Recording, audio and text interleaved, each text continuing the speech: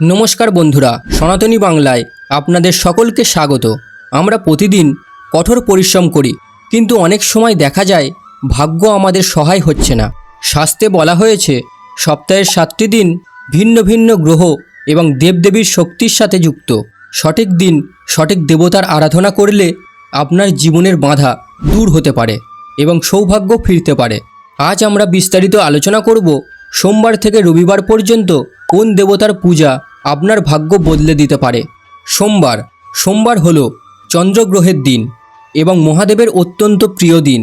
এই দিন শিবলিঙ্গে গঙ্গা জল, বেলপাতা এবং সাদা ফুল অর্পণ করলে মনের সব দুশ্চিন্তা দূর হয় এবং পরিবারে শান্তি ফেরে। মঙ্গলবার হলো শক্তি ও সাহসের দিন।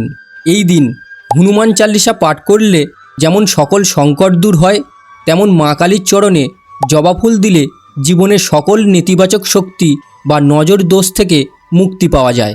বুধবার, যে কোনো কাজের শুরুতে আমরা গণেশজির পূজা করি। বুধবার বুদ্ধির দেবতা গণেশের উপাসনা করলে ব্যবসায় উন্নতি হয় এবং ছাত্রছাত্রীদের পড়াশোনায় একাগ্রতা বাড়ে। গণেশজিকে এই দিন দুর্বা অর্পণ করা অত্যন্ত শুভ। বৃহস্পতিবার হলো গুরুবার।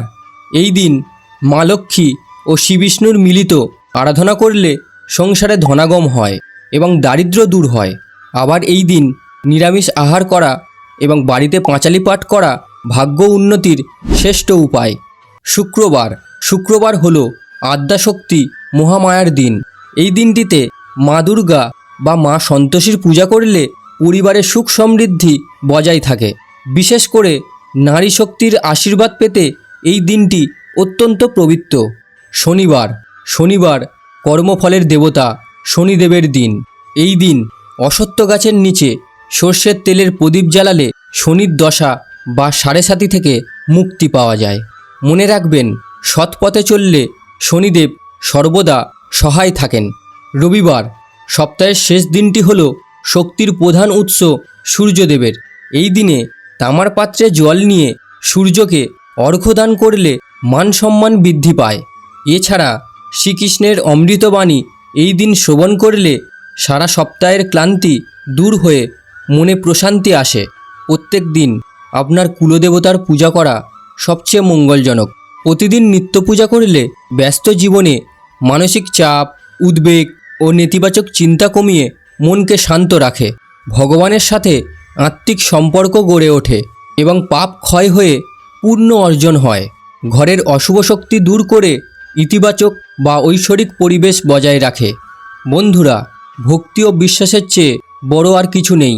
আপনি যে দেবতারই পূজা করুন না কেন, তা যেন হয় নিঃস্বার্থ।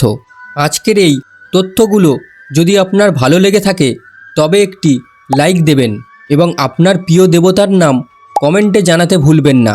সনাতন ধর্মের এমন আরও অজানা রহস্য জানতে সনাতনী বাংলার সাথে থাকুন। রাধে রাধে।